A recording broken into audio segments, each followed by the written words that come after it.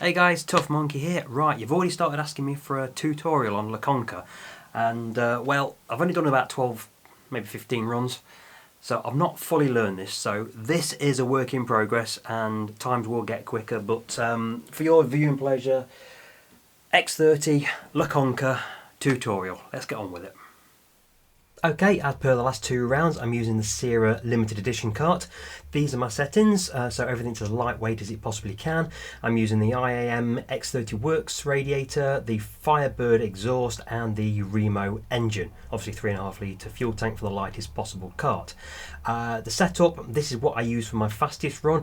I've played around with the seat positions. I've kept the seat height roughly where it is. I dropped it down to 0.14 at one point. It's just a little bit twitchy there. 0.15, it's nicely balanced. Moving the seat backwards and forwards, I found that minus 0.001 worked really well, but I was only fractionally quicker than anything that was in the plus category.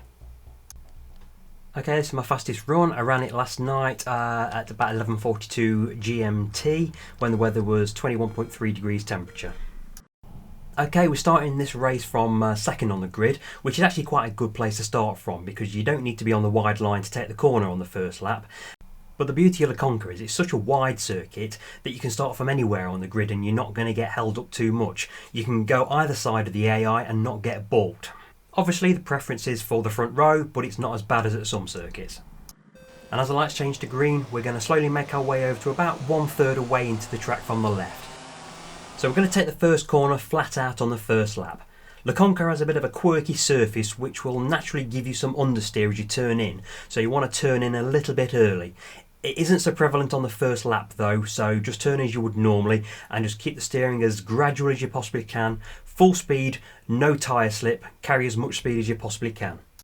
Now we'll let the kart run out wide to the left hand side of the circuit, ready for the turn-in for the next right-hander. And at the first lap you can take this flat out. Again, run out wide to the left hand side, and then I brake a little bit early for this double apex hairpin bend. It allows me to get back on the throttle as I come out of the corner. And you don't need to swing out too far right for this next left-hander. Because it's a double apex, you can actually run the kart out quite wide on the first part, and it gives you a nice wide entry into the second part, which you can take full speed on both laps. Now we take a wide exit and we maintain this line on the approach to the next left-hander, which you can take deep and go out really wide onto the rumble strip, or you can really monster this curb, which is what they do in real life apparently. Now if you do that, it's likely to unsettle the kart, so as you go over the curb, just lift off the throttle ever so slightly and it should settle the kart down as it comes back down to the tarmac.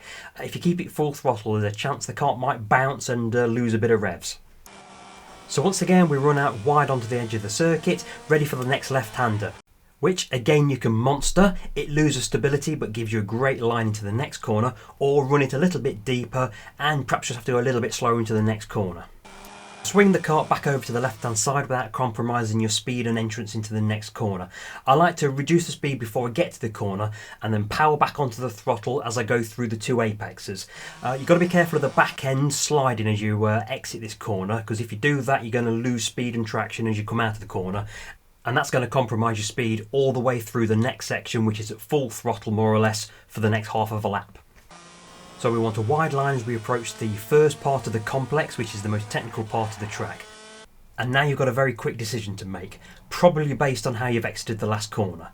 How do you take the Piff Paff chicane?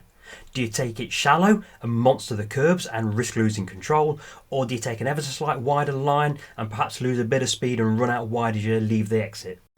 On this occasion, my line out of the previous corner meant I was on a very shallow trajectory and I had to monster the curbs. If you get it right and you can style out the landing, it's a winner. Now provided you're not heading off towards the Mediterranean, it's all about being smooth through the last section, keeping it over to the left hand side as you approach the all important final two corners. So we're going to lose the speed early, turn in and then throttle back on smoothly and run it out as far wide as you possibly can to maintain as much speed all the way into the next start finish straight.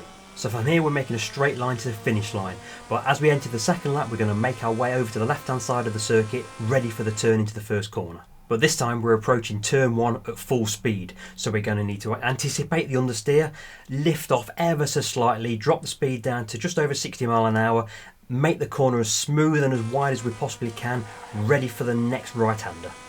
And hold your nerve because you can take it flat. So again, the earlier you brake for this corner, the earlier you can get back out on your throttle. I was a bit messy on the exit there, but I was able to go full throttle from there on in. Now this lap, I was a little later on the turning into this left-hander. It meant I had to run very deep onto the rumble strip on the right-hand side, which is very forgiving though.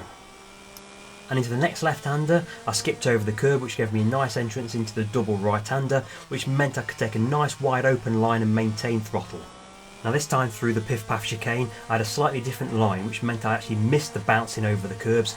It pushed me out wider onto the outside of the track, but it was a lot smoother and less likely to spin out. So again, early on the brakes into the final corner and back out onto the throttle smoothly and quickly. And then tuck your head down behind the steering wheel and drag it for the line. Okay, so that is 2 laps of La Conca in round 3 of the Dave Sera Challenge in X30. Like I said at the start of the video, I've only done this a few times. I've not had time to really commit to it just yet, but hopefully tonight, maybe tomorrow morning, I'll get a few more runs in. There's so much time to be found here. It's at least a second on the table there, at least a second. I'll be surprised if this doesn't go to a 41.5 maybe. We'll see what Lawrence has in his locker when he wades into the arena later on in the event.